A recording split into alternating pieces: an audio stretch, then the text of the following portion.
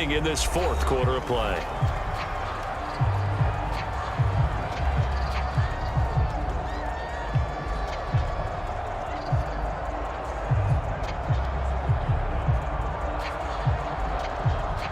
A big play here. 3rd and 2. They'll try and run for it with Connor. And just nowhere to go for Connor. Defense gets to him, and they mark him short. Partner, you've got about 20 coaches on your payroll, but there's 60,000 of them in the stands. I don't think any of them like that play. And the later we go, it's starting to sound like 100,000 in here.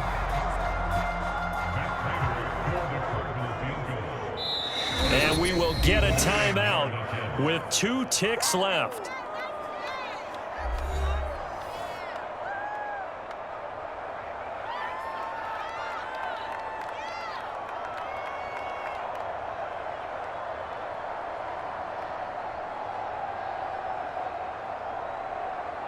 So here's the veteran kicker, Matt Prater. This from long, very long range. And that is no good. And still nothing on the scoreboard. It remains a scoreless tie. And we've got free football. 4 quarters done, and we're dead even. We'll have overtime after this timeout.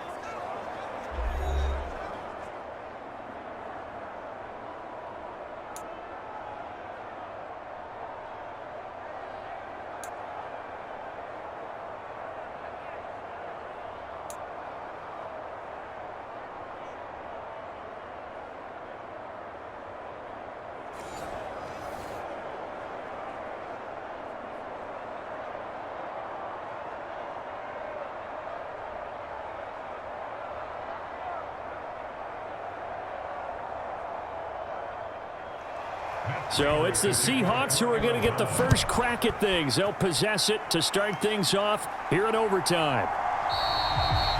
And no return here to begin the overtime session. That'll be a touchback. Seattle's offense coming back onto the field, ready for their second drive.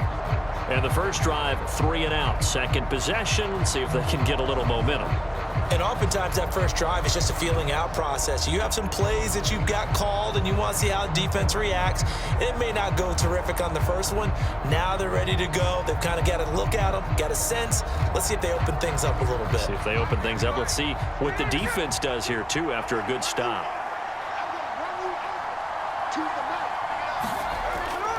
First carry here for Ken Walker. And he's upended at the 33 following a good pickup of 8. Now a timeout called for by the offense. They'll be left with just 1 remaining here at OT.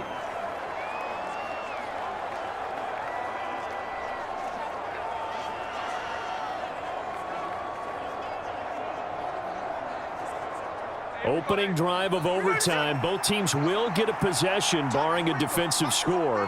Here's second down. Sticking with Walker on second down. And he'll be brought down right around the 37.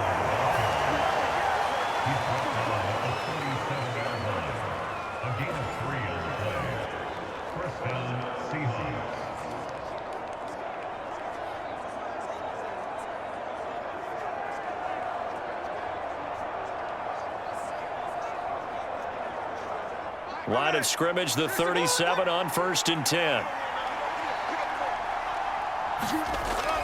And Walker once more. And not a whole lot there, maybe 3 yards on first down.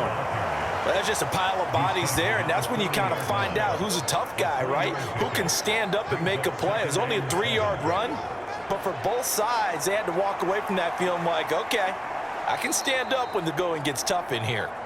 Now a timeout called for by the offense.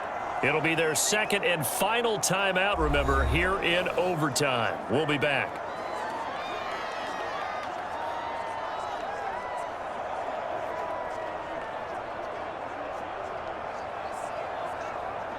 Here's 2nd and 7.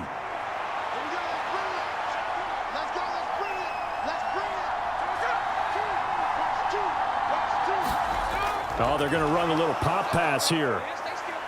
Oh, an excellent tackle there as they keep him inbounds and hold him to no gain.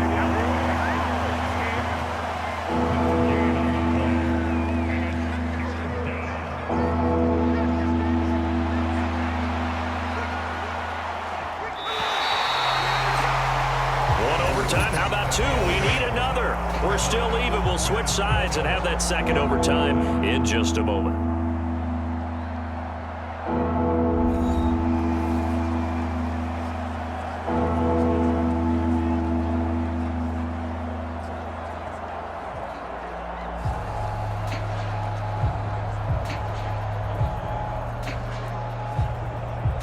What will they draw up to try to keep this opening drive of overtime moving? 3rd and 7. Smith. A repeat of the last play, finding Walker. And he is going to have a Seahawks first down as they're able to get the 3rd down conversion. Another catch for him there on this drive, Brandon, and it looks like they're going to utilize him out of the backfield any way they can. And that time they pick up a first down. So now on defense, do you assign a man to him and try and cover him before he gets going?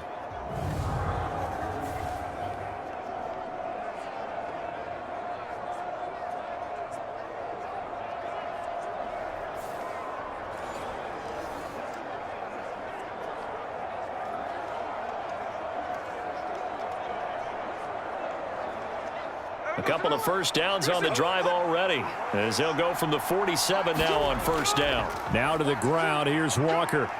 He stiff arms him, shedding the tackler, and it gives him some room. And he's corralled, but not before getting it inside the 35. Partner, this is a pretty good drive they're putting together, and I know if I'm on the other sideline, that offense, kind of helpless, isn't it? Because they may not touch the football at all, because if they go down and score a touchdown, this thing's over. Absolutely, that would write an ending to this script. We'll see what happens. Back to Walker on first down. And he is swallowed up right at the line of scrimmage. So the OT clock hits 0, and we're still not done. We'll switch sides and need at least one more OT to decide it after this.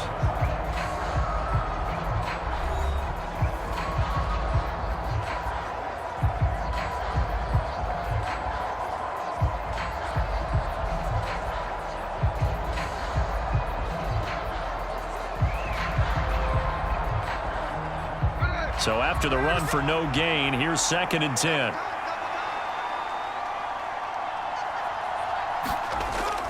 They run again with Walker. And not much running room. Down to the 32. Now a timeout called for by the offense. They'll be down to just one remaining as we step aside here in overtime.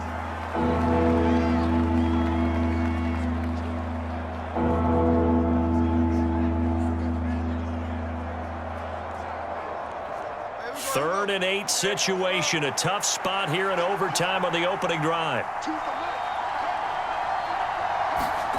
Smith to throw. Throw out wide to Walker. And he's going to get this to the 31, but that is still well short of what he needed. As a defense, you're more balanced when you're in zone coverage because you're able to keep your eyes on the quarterback and see the play develop in front of you. You're able to keep the quick pass in front of them and stop it right at the line of scrimmage.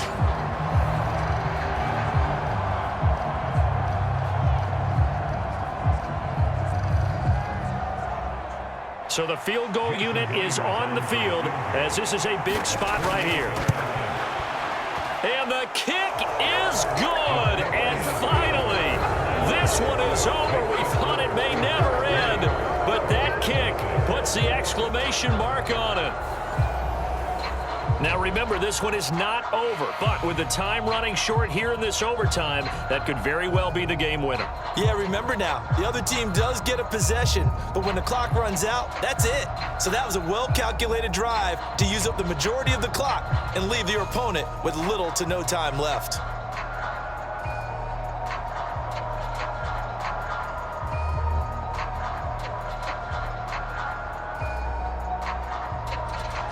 So only a field goal on that opening drive of overtime. Will that hold up? We'll find out as the kick's away. And he returns this to the 22.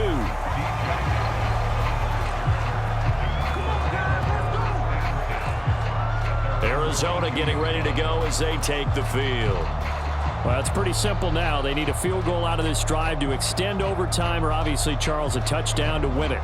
Yeah, and I'm taking the defense's perspective on this one, partner, because now they know with a 3-point lead, they can afford to give that up because you just keep playing, right? Overtime gets extended. But if you give up the touchdown, it's game over. So on offense, every play you make, you've got to try and get just a little bit more out of each one in order to try and get to the end zone, because they're going to play everyone back, keep everything in front. Oh, and the tackle comes quickly. That's only going to get him a couple.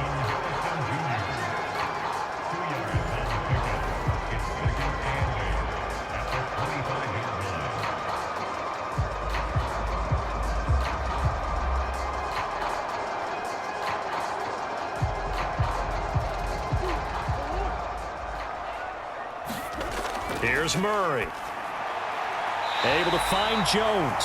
And he'll be out of bounds across the 30-yard line.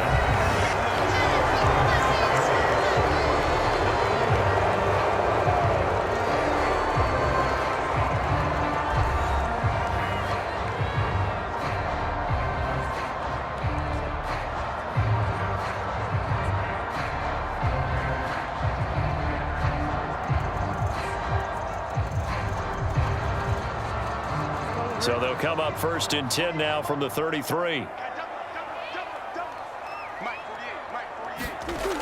Throwing now is Murray. And he will not make it back to the line of scrimmage as he's going to be taken down. Jaron Reed muscles his way in for the sack. Well, he was really focused downfield, but there was really no viable options. The coverage was too good. And the defense really quickened the tempo of that play with their pass rush, because there was nowhere for him to go with the football. The only place he ended up, down on the ground.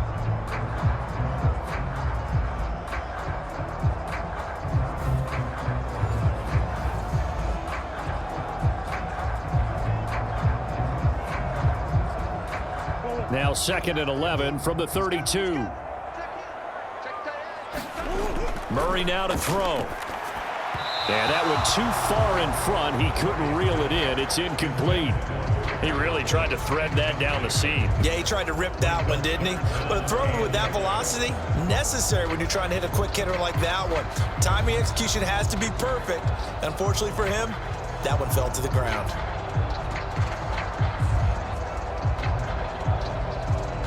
An incomplete pass on that last play, and that means they'll need to come up with something here on 3rd down. To throw is Murray. And that's going to be incomplete. The contact there enough to jar that ball free, and it brings up 4th down. As his old brain remembers, when I see 5 wide receivers on the field as a defender, I know the ball's coming out hot. They expected it and got there and popped it free. A big call here in overtime. They're going for it on 4th down. They're going for it. Hits Murray. That's going to be knocked away and incomplete. The Cardinals unable to convert there on 4th down. And the Seahawks, they'll get the football back in outstanding field position. Now that's just simply good coaching and excellent technique on that play. You know why? Because everyone wants to rush the passer when they want to throw the football, but you're not always going to get there. So what are you taught to do? When the ball's finally thrown, get your hands up in the passing lanes, and they batted that one away. No, no, no, no.